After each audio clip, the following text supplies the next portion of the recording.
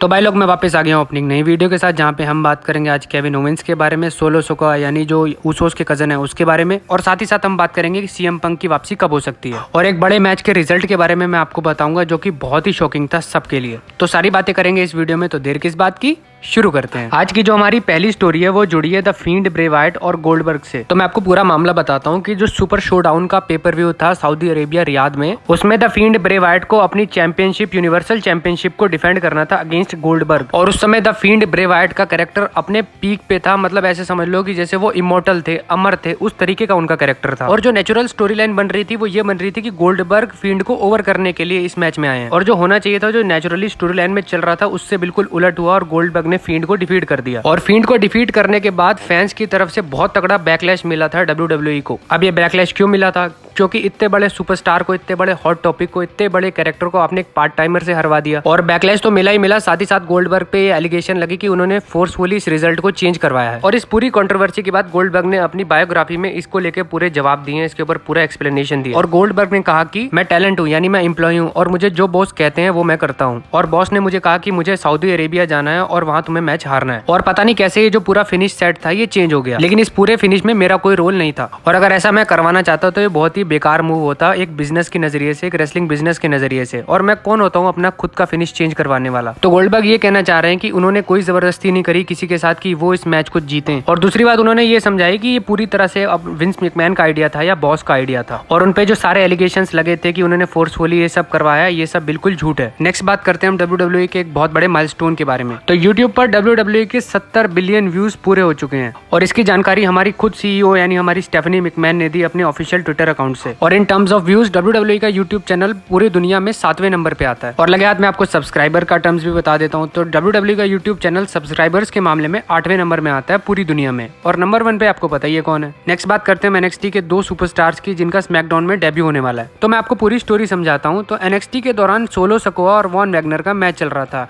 आपस में इतनी बुरी तरह ये दोनों आपस में लड़ रहे थे कि डबल काउंटडाउन से मैच खत्म हो गया। लेकिन मैच खत्म होने के बाद इन दोनों की ब्रॉल नहीं खत्म हुई और ये बैकस्टेज जाके भी लड़ रहे थे। और अब NXT के ऑफिशियल ट्विटर अकाउंट से एक ट्वीट आया जहाँ पे हमें ये बताया गया कि अब ये अपना मामला जो है वो स्मैकडाउन में निपटाएंगे। और मैं आपको बता दूं कि सोलो सिकोआ वही सुपरस्टार हैं जो ब्लड लाइन के ब्रदर हैं, यानी ऊसोस के रियल ब्रदर हैं। और आपको मैं पहले की वीडियोस में बता चुका हूँ कि सोलो सिकोआ के ब्लड लाइन ज्वाइन करने के बहुत तगड़े चांस हैं। और ये जो उनका डेब्यू होने वाला है स्मैकडाउन में, इससे भी एक क्लियर इंडिकेशन आता है कि वो ब्लड लाइन को ज्वाइन कर लेंगे जब उनका मामला निपट जाएगा वॉन वैगनर के साथ। और एक खास बात की ब्लड लाइन भी स्मैकडाउन से ही ऑपरेट करती है बेसिकली, और सोलो सिकोआ का डेब्यू भी स्मैकडाउन पे ही हो रहा है, तो ये भी थोड़ी इंडिकेशन वाली बात हो सकती है। नेक्स्ट बात करते हैं हम केविन ओवेंस की, जो बहुत हफ्तों से रॉ के एपिसोड से गायब हैं, लेकिन फाइनली उनका रिटर्न होने वाला है। तो मैं आपको बता दूं कि मनी इन द बैंक से 2 हफ्ते पहले केविन ओवेंस और एजिकल का मैच होने वाला था, मनी इन द बैंक के क्वालिफाइंग मैच वाला होने वाला था। लेकिन केविन ओवेंस उस शो पर आए नहीं थे बिकॉज उनको कोई माइनर सी इंजरी हो गई थी। और साथ ही साथ मैं आपको बता दूं कि रॉ पे जो सबसे अच्छी स्टोरी लाइन चल रही थी वो चल रही थी केविन ओवेंस और एजिकल यानी हमारे एलायंस की। तो कल मंडे नाइट रॉ पर हो सकता है कि कल केविन ओवेंस अपनी वापसी करें, और शायद केविन ओवेंस का एक शो भी हो सकता है। और मैं शायद वर्ड इसीलिए यूज कर रहा हूँ क्योंकि WWE ने ऑफिशियल अनाउंसमेंट नहीं किया, लेकिन हमें सूत्रों से पता चला, यानी सोर्सेज से पता चला। तो कल मंडे नाइट रॉ का एपिसोड काफी खतरनाक होने वाला है, काफी बढ़िया होने वाला है, तो आप भी ट्यून करना, मैं भी ट्यून करूंगा।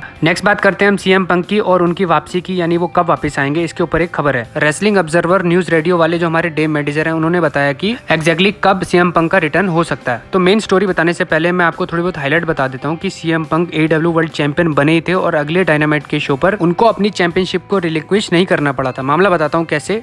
तो बेसिकली क्या है कि AEW वर्ल्ड हैवीवेट चैंपियन है हमारे सीएम पंक, लेकिन वो इंजर्ड है, और जब तक वो इंजर्ड है तब तक चैंपियन है हमारे जॉन मॉक्सली, ये सब आपको पता ही है। और जॉन मॉक्सली की AEW वर्ल्ड हैवीवेट चैंपियनशिप के सामने एक वर्ड यूज होता है अंतरिम, जिसे हम हिंदी में कहते हैं अंतरिम, यानी जब तक सीएम पंक AEW में नहीं है तब तक जॉन मॉक्सली चैंपियन है। लेकिन सीएम पंक के रिटर्न करने के बाद सीएम पंक अपनी AEW वर्ल्ड हैवीवेट चैंपियनशिप को क्लेम करेंगे। और अब मैं आपको बताता हूँ कि सीएम पंक की वापसी कब तक हो सकती है।